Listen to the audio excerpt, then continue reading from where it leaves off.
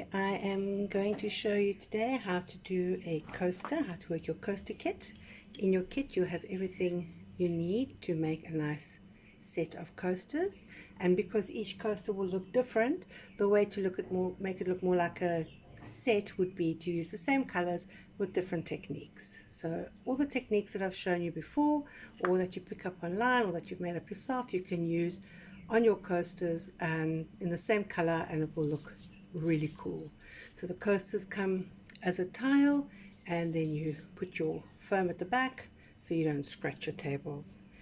So you find that you'll have your coaster, just a plain coaster, tile coaster, and for the back you have your rubber, and I have put some double-sided tape on the rubber. If you want to use something stronger, you're welcome to use a clear glue. I just use a double-sided tape. I find that is actually fine.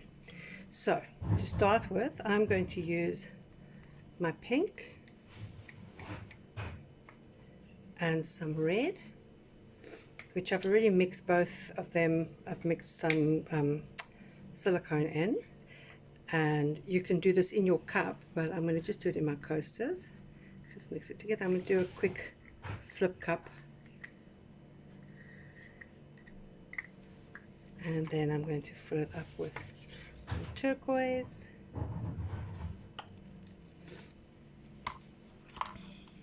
so that I'm basically almost full. Not that glass. Then just do a little flip, a messy flip in this case, but that's okay. You'll find that you also have some podge and some varnish, which I'll show you how to use later when we get to that point. But what's nice is that if you want to, you can also decoupage something, a picture, onto your coaster if you want to kind of make it look a little bit more fancy. So you'll just cut a photograph out of a magazine or a stick or something, and when your pour is dry, then you'll stick it on and you podge a few layers on. So when we get to the podging stage, I'll show you how to do that. So just chatting so that the paint can settle.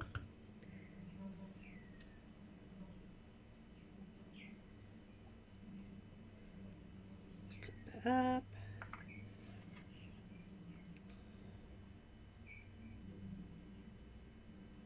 I'm not using my torch because some people don't have torches, so that makes it a bit difficult.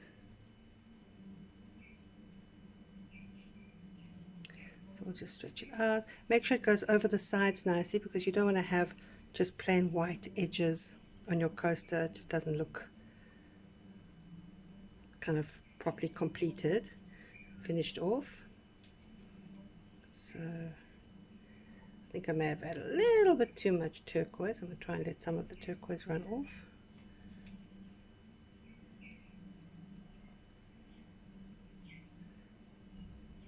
Although this could actually make a very nice base for, if I want to now decoupage, for example, a picture of a whale or a dolphin or something on that, it could make a very nice sea look. But I'll just pull this over a little bit more. See what comes up the bottom.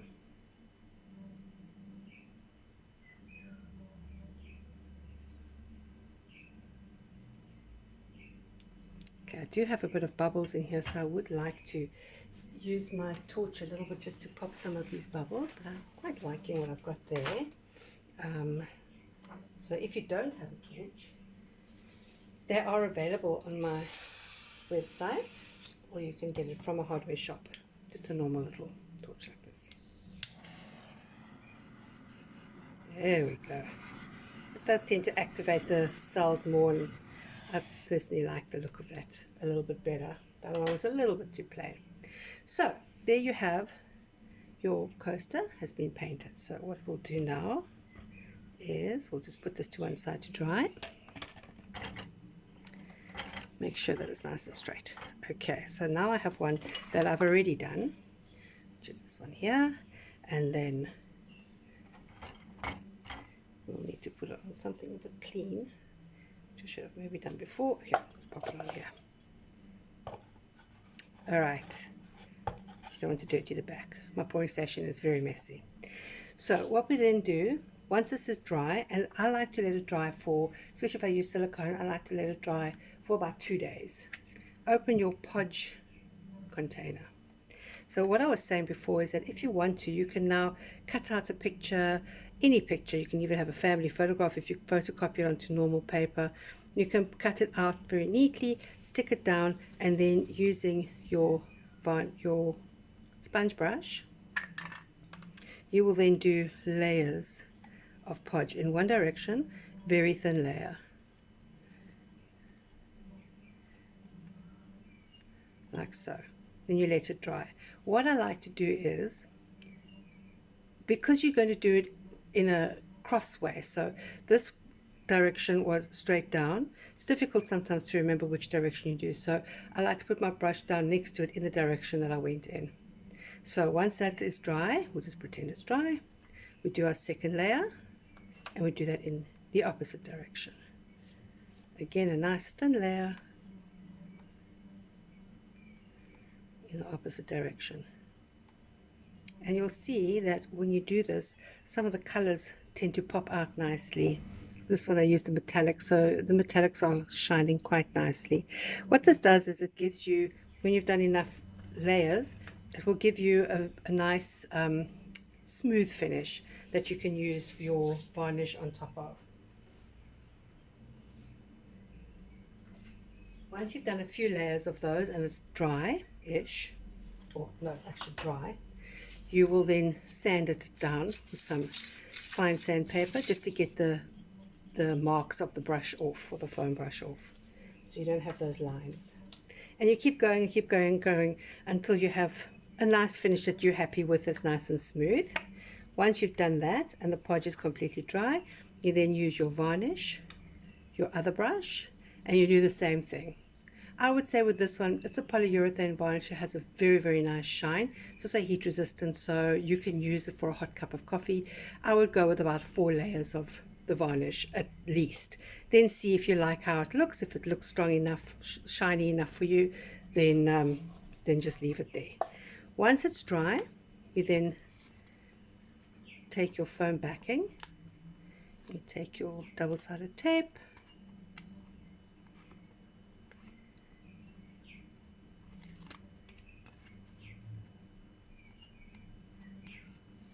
okay, well, I'm sure you get the picture.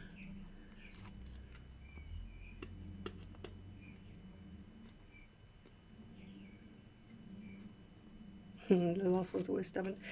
And then just line it up nicely with your tile so it covers the edges, and stick it down. You may find, like with this one, it's slightly coming over the edge. You can just take an art knife and just slice it once you stuck it on. I can't do it now because my Podge is still wet, but what I normally do is really push it down, put something on top of it that's heavy to weight it down, and then it will stick very beautifully. And then you will have your lovely range of coasters. Enjoy. Thank you for watching.